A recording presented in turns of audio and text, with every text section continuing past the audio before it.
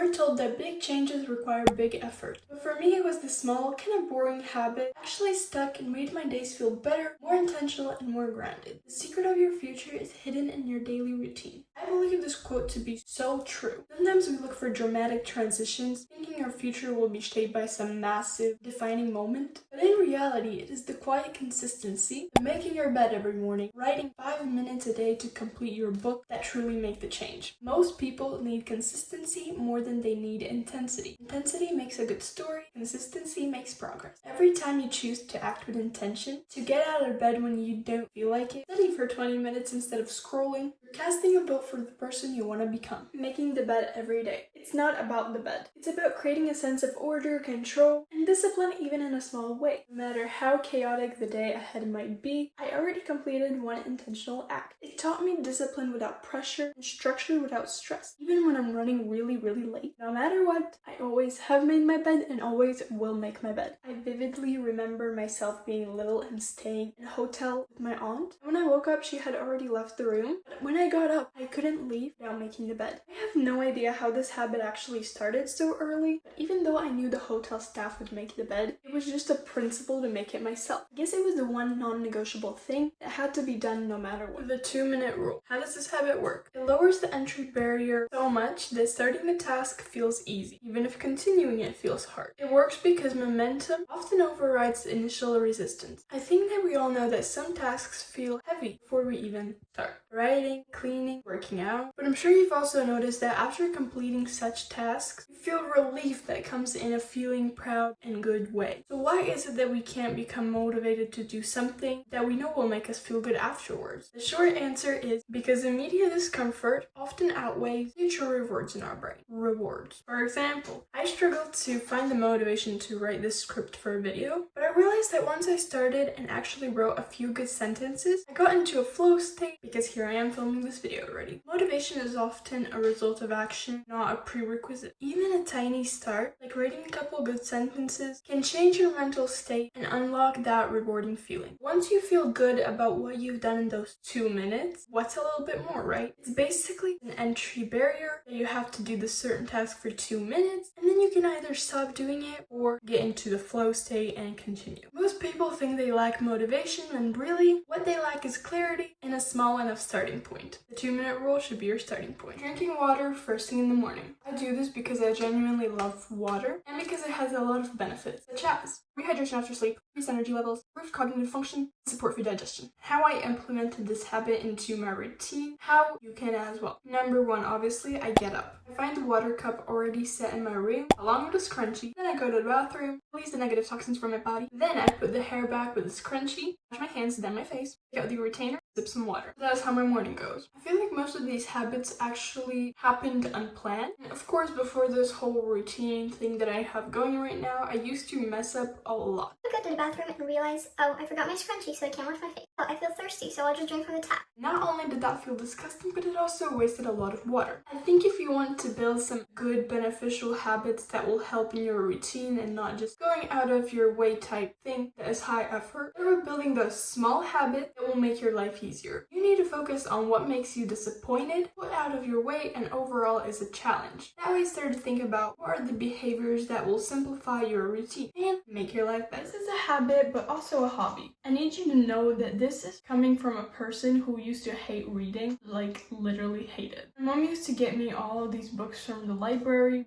but I never wanted to read them. Eventually, she just gave up, and so did I. I admitted that I truly despised reading and didn't even want to listen when people raved about them. That is until I hit a super depressing period in my life where I felt like I didn't know what I enjoyed. I had no hobbies, no passion, and everything just felt blank and depressing, kind of like when you're stuck in a rut. It was also winter, so I'm sure if you live somewhere like in Latvia, where there's almost no sun for 3 months, you can understand this winter depression. But nevertheless, best. I had this one book that my friend had given me in August. As I've never read anything in English before, I didn't enjoy reading it. But I truly had nothing better to do, so I just forced myself to read it and finish it. Yeah, that took me like 5 months. But at least I finished it. I didn't like it, but my friend told me, yeah, I understand why you wouldn't like this book. Historical romance with complicated words and terms for someone who hates history. Yeah, you can see where I'm coming from. I don't necessarily have anything against historical romances. I think it just wasn't the right book at the time for me with no experience. Then she said, I actually have a way better book I can lend you that you should like. Of course, I was skeptical to say the least, but I had to give it a try. I read the book for a month, but at the end, I already couldn't put it down because I just loved it so much. So I bought the next book myself. This one wasn't as good. Safe to say, I became interested in reading romance books, and there's so much I can tell you about my whole reading journey, and I would love to do a separate video on that. If you're interested, please let me know in the comments. And now back to why you're here. Reading changed my life. No joke. Now I read at least 4 or 5 books a month. But yeah, 4 books a month is not a lot, but with someone who goes to school 5 days a week, it's like reading when you have a full-time job. Difficult to find time. Most of you probably didn't notice, but I finished 8 years of music school, and I feel like the time I spent there became replaced with reading books instead. Something that I actually enjoy doing, thank God. Honestly, don't criticize readers and say you hate reading until you've actually tried every possible genre to know that you truly do not enjoy reading. Because I believe that there's a book out for everyone. Now, I'm not going to try to convince you that you need to read, though it feels like I've been doing that this whole time, but it's safe to say that reading changed my life and will continue to make me a better, more successful, and happy and educated person. Habit number 5, running. This is also kind of a hobby, but I no longer enjoy doing it as much as I used to, so I'm calling it a habit. I make it my mission to run at least once a week, but now that it is summer, I do it more frequently. Running exhausts me. It makes me feel kind of physical pain in my lungs, calves, thighs. It isn't enjoyable during, besides the music tremendously helping.